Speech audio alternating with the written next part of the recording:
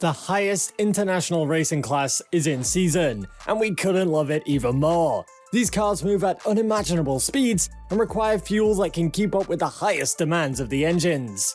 High performance in Formula 1 comes with several factors, one of these being fuel consumption.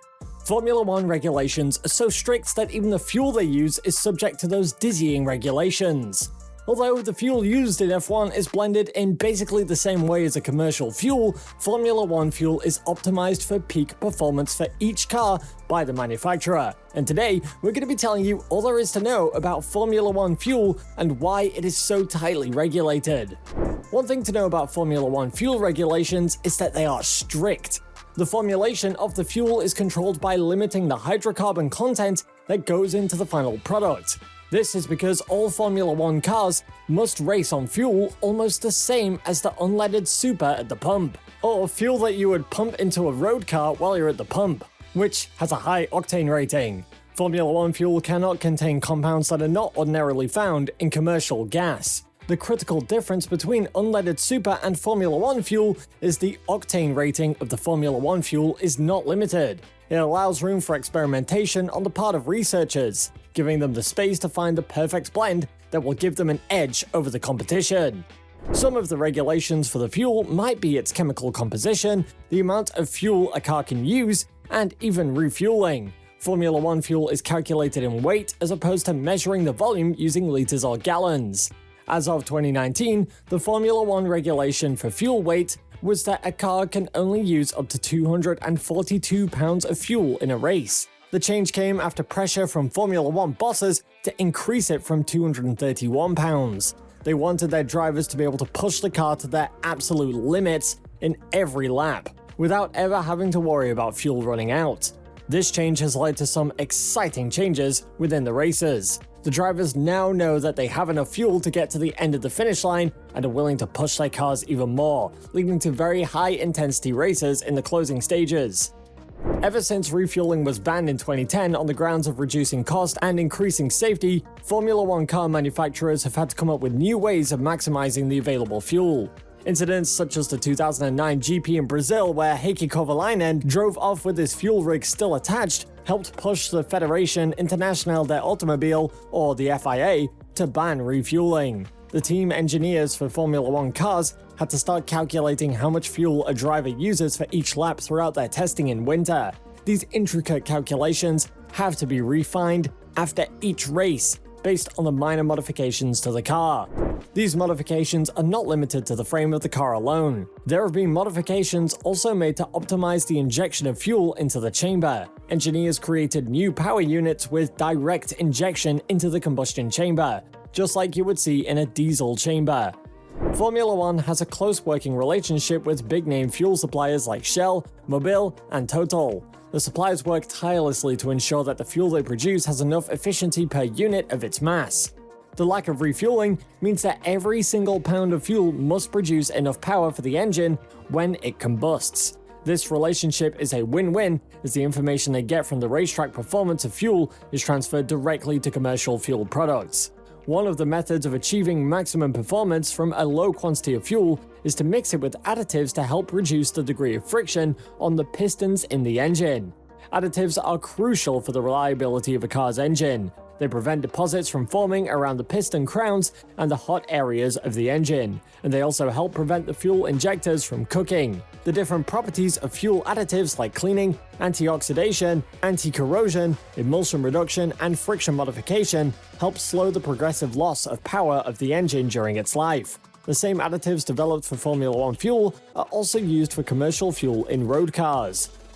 The strict regulation of Formula 1 fuel has been occurring since 1996, when the FIA imposed unleaded fuel on Formula 1 manufacturers. The fuel had to meet the Euro 95 standards used for regular cars. Formula 1 had used high-octane leaded fuel before this for the maximum generation of power. The FIA's switch has been for environmental purposes, as fossil fuel won't last forever. Recent regulations have made sure that 5.75% of the fuel used is sourced biologically.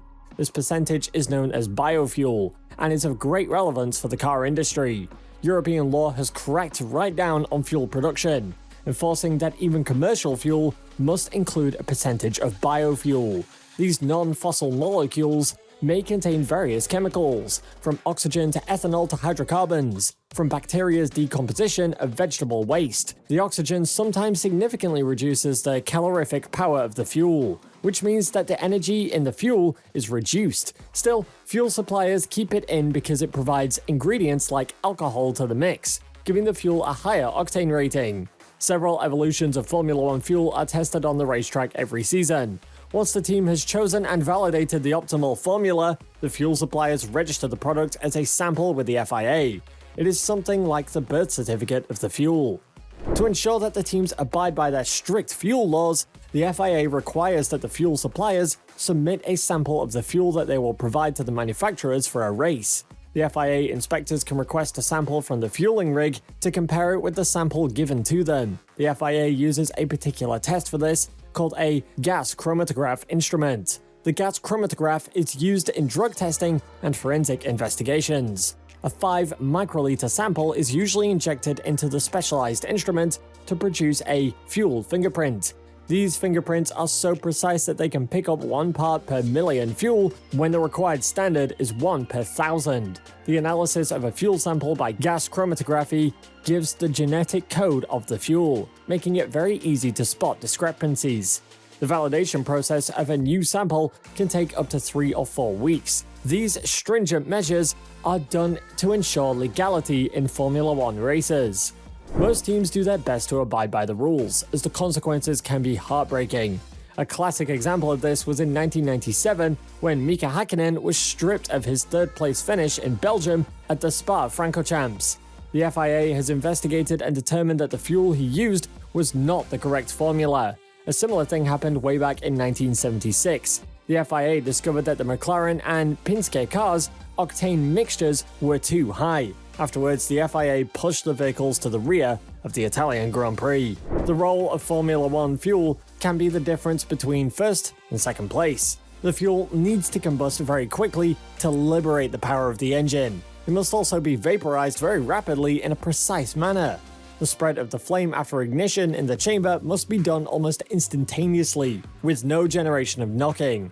Knocking occurs when the combustion in the chamber is not controlled, causing little explosions that spread at high speeds. The tiny explosions can cause high-speed waves that bounce off the walls of the engines, causing the characteristic sharp knocking sounds and the destruction of the internal dynamics in the combustion chamber.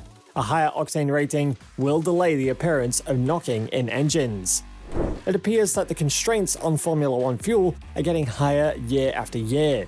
Do you think this will make the races more interesting? Let us know your opinion in the comment section below. And as always, take care and stay safe.